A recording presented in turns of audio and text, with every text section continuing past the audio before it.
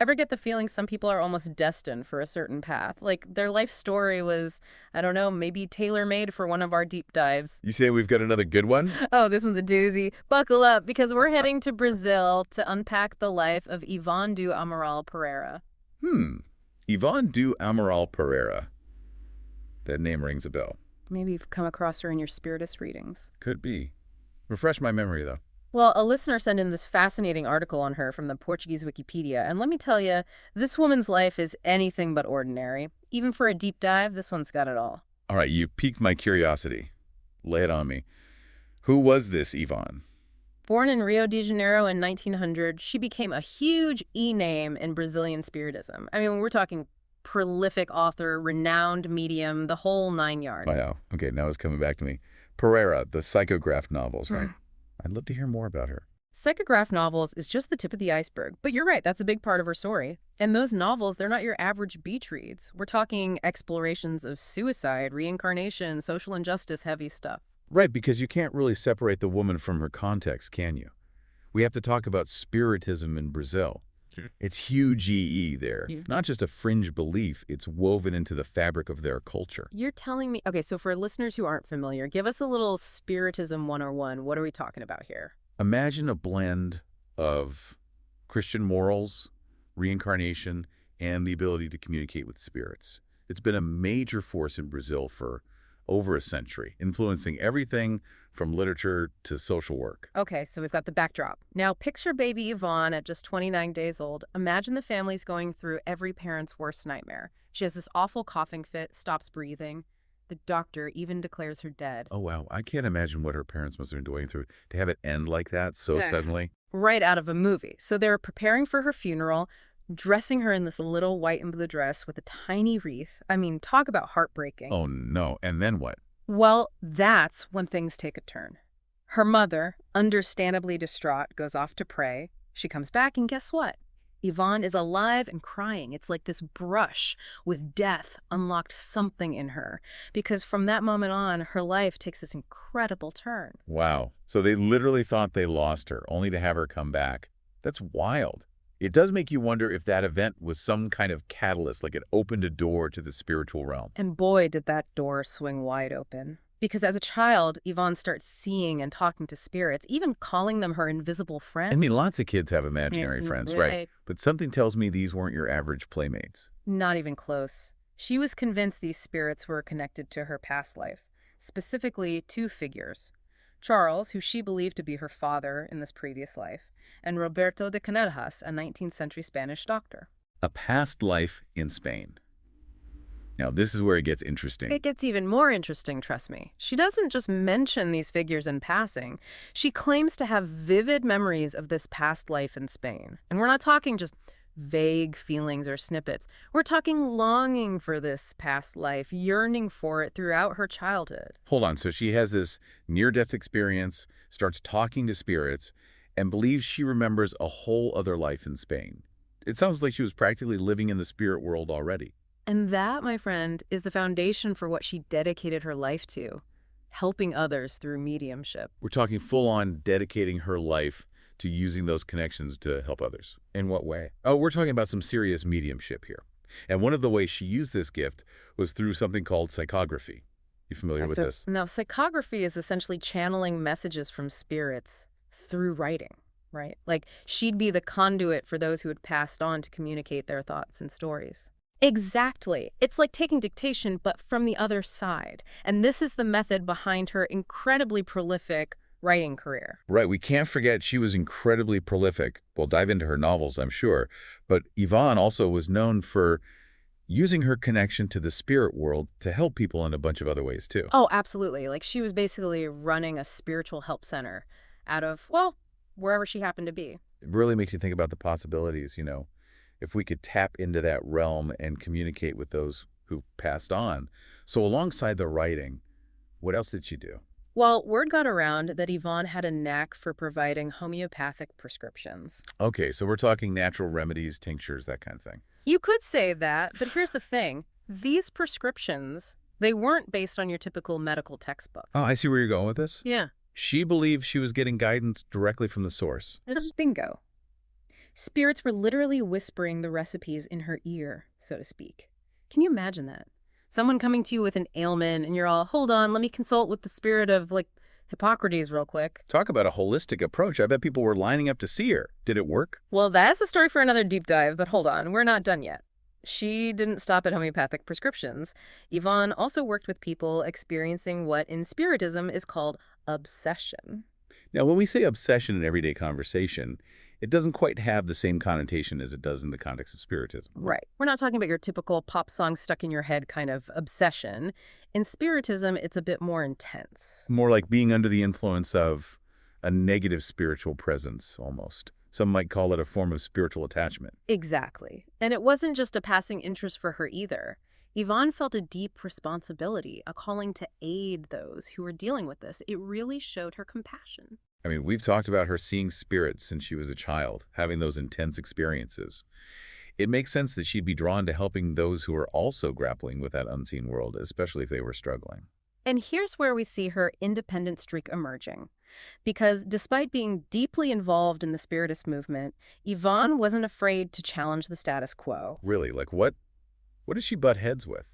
Well, she was very vocal about what she saw as needless bureaucracy within Spiritist centers. She wanted things to be more about helping people, less about rules and regulations.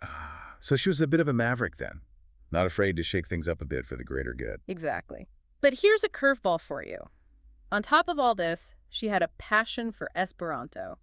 Remember Esperanto? Wait, Esperanto, as in that constructed language created to be a universal language.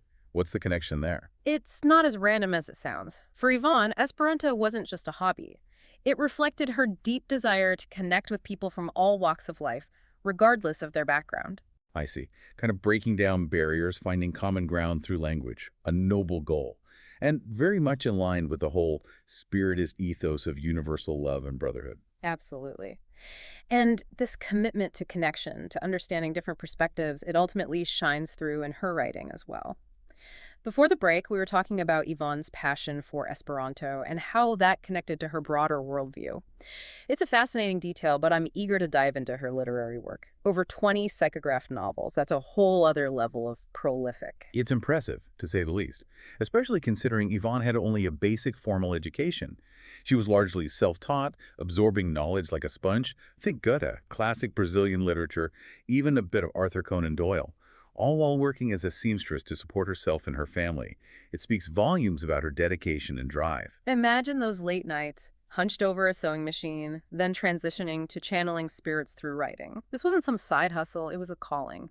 So where do we even begin with this massive body of work? Well, one of the most renowned titles, and one that offers a window into both Yvonne's beliefs and her ability to craft a captivating narrative, is Memorias de Suicida, which translates to Memoirs of a Suicide. Okay, that title alone is enough to pique anyone's interest. And you mentioned earlier it was attributed to two spirits. Tell me more. This is where it gets really intriguing. Yvonne claimed this book came through both Camilo Castelo Branco, a famous Portuguese author who had his own tragic life story, and Leon Denis, a leading figure in the French Spiritist movement. Now, knowing this was channeled through a medium and co-authored, so to speak, by spirits, does the content itself reflect those Spiritist beliefs? Absolutely. It's a profound exploration of suicide, but not in a preachy way. It delves into the spiritual ramifications, describing the suffering experienced in the afterlife and the arduous journey back to a state of peace and understanding. So, for those unfamiliar with Spiritism, this book offers a glimpse into their beliefs about what happens after we die, specifically after such a significant choice. Precisely. It's divided into three parts. The first, focusing on the immediate struggles in the afterlife, and the following two, detailing spiritual assistance and the process of preparing for reincarnation. That's heavy stuff. I can see why it resonated within the Spiritist community and beyond, but Memoirs of a Suicide was just one story in her vast repertoire, right? Oh, absolutely. Yvonne didn't shy away from tackling complex themes. She explored love, loss, betrayal, social injustice, all through this unique lens of Spiritism. For instance, there's Amor y Odio, meaning love and hate, which centers around a student of Allan Kardec himself. Wow, Allan Kardec, he's considered the founder of Spiritism, right? Talk about getting to the source. Exactly. And then there's a Tragedia de Santa Maria, or the Tragedy of Santa Maria. Yeah. This one hits particularly close to home as it's set in 19th century Brazil on a coffee plantation. It delves into the lives of a wealthy slave-owning family and the tragedy that befalls them. It's like she's using these stories to explore the ramifications of actions, both individual and societal, through this lens of karma and reincarnation. And what's striking is that it's attributed to the spirit of Bezerra de Menezes. Now, in the world of Brazilian Spiritism, this figure is deeply revered for his dedication to healing and social justice. Okay, so we're seeing a pattern here. Yvonne isn't just writing romance novels with a spiritual twist. She's tapping into figures like Bezerra de Menezes to explore the painful legacy of slavery and its karmic implications, its social commentary interwoven with spiritual teachings. And it's that blend of engaging storytelling and thought-provoking exploration of complex themes that makes Yvonne's work so compelling, even today. She invites us to confront uncomfortable truths about ourselves and the world around us, offering a framework for understanding suffering, redemption, and the cyclical nature of life and death. It's like she's saying, look, this is what we're capable of, for better or worse, and this is how our choices echo through lifetimes. It's a lot to unpack. But before we get too far ahead of ourselves, there's one more crucial aspect of Yvonne's life we need to discuss: her lasting impact and what made her a true pioneer in her own right. And that, my friend, is a story best saved for after a brief interlude. So we've really gone deep into Yvonne's extraordinary life, haven't we? Her dedication to helping others through mediumship, that massive collection of psychograph novels, and how she challenged the Spiritist community to walk the walk. But we haven't talked about what kind of impact her life had and how she's remembered today, especially since she passed away back in 1984. Well, she's often called the silent heroine of Spiritism. Silent heroine, that's a powerful phrase. Where'd that come from? The Spiritist researcher, Augusto Marques de Freitas, he coined that phrase, and I think it really captures her legacy. Because she was humble, not looking for the spotlight. Exactly. Yvonne wasn't out there chasing fame or recognition. She believed in Spiritism's power to heal, to teach, and to provide hope, and that drove everything she did, from those childhood visions to her work as a medium and an author. It's like this deep-seated need to share what she believed had been revealed to her, but always quietly behind the scenes, guided by her connection to the spirit world. And that genuine desire to help others is something that still resonates with people even today.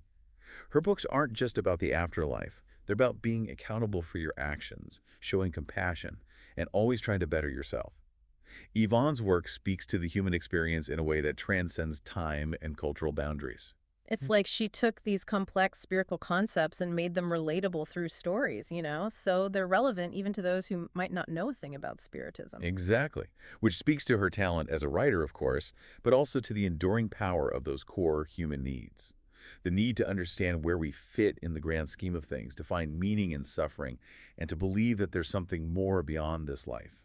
It really makes you wonder. Here she was, a woman with minimal formal education, yet she produced this huge body of work that still captivates people today. Was it really spirits communicating through her like she believed? Or was it something else entirely? Maybe a combination of a vivid imagination fueled by her life experiences and all the reading she did. Guess we'll never know for sure. And that's the beauty of Yvonne's story, isn't it? Absolutely. It's a story full of mystery and wonder, and it pushes us to consider the mysteries of consciousness, creativity, and maybe even the very nature of reality itself. It really is. And for our listeners, if this deep dive into Yvonne Pereira's life has piqued your interest, why not explore further? Seek out her books, learn about Brazilian Spiritism, maybe even start your own journey of exploration and discovery. After all, as we've seen with Yvonne, sometimes it's those unanswered questions that lead to the most fascinating journeys.